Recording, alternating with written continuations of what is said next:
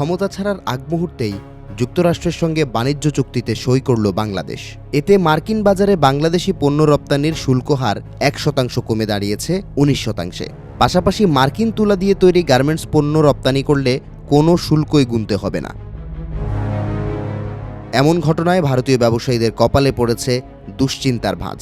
ভারতের পোশাক রপ্তানি খাতের 30%ই যায় যুক্তরাষ্ট্রে, অথচ নয়াদিল্লির জন্য ঢাকার মতো জিরো ডিউটি বা শুল্কমুক্ত রপ্তানির সুযোগ রাখেনি ওয়াশিংটন। ফলে প্রতিযোগিতার বাজারে বাংলাদেশ থেকে অনেকটাই পিছিয়ে পড়বে ভারত। তবে এখানেই শেষ নয়। বাংলাদেশ পৃথিবীর বৃহত্তম তুলা আমদানিকারক দেশ। জুলাই গণঅভ্যুত্থানের আগেও এই তুলার 70% চাহিদা মেটানো হতো ভারতের কাছ থেকে। বর্তমান প্রেক্ষাপটে তুলা আমদানির ক্ষেত্রে ভারতীয় ব্যবসায়ীরা প্রাধান্য দেবে যুক্তরাষ্ট্রকে। একে ডাবল ব্লো বা এক ঢিলে দুই পাখির সঙ্গে তুলনা করছেন বিশ্লেষকরা।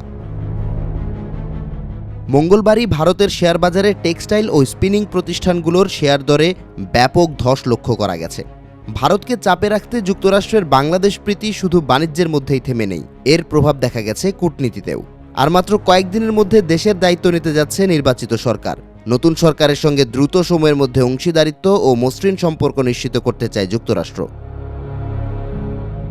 এ লক্ষ্যে শীঘ্রই বাংলাদেশ সফরের আগ্রহ জানিয়েছেন মার্কিন পররাষ্ট্র দপ্তরের দক্ষিণ ও মধ্য এশিয়া বিষয়ক অ্যাসিস্ট্যান্ট সেক্রেটারি এস পল কাপুর।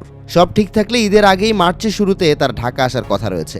পররাষ্ট্র মন্ত্রণালয়ের সূত্রে জানা গেছে এ তথ্য।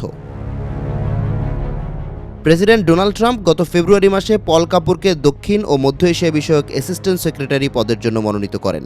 পরে তা মার্কিন সিনেটের পররাষ্ট্র সম্পর্ক বিষয়ক কমিটি অনুমোদন পায়। গত অক্টোবরে পল কাপুরের নিয়োগ চূড়ান্ত হয়। সূত্রমতে আগামী 6 থেকে 9 মার্চ ঢাকা আসার আগ্রহ ব্যক্ত করেছেন পল কাপুর। নতুন সরকার গঠনের পরপরই যুক্তরাষ্ট্র সম্পর্ক গাঢ় করার সংকল্প নিয়েছে। এ কারণেই পল কাপুরের সফর।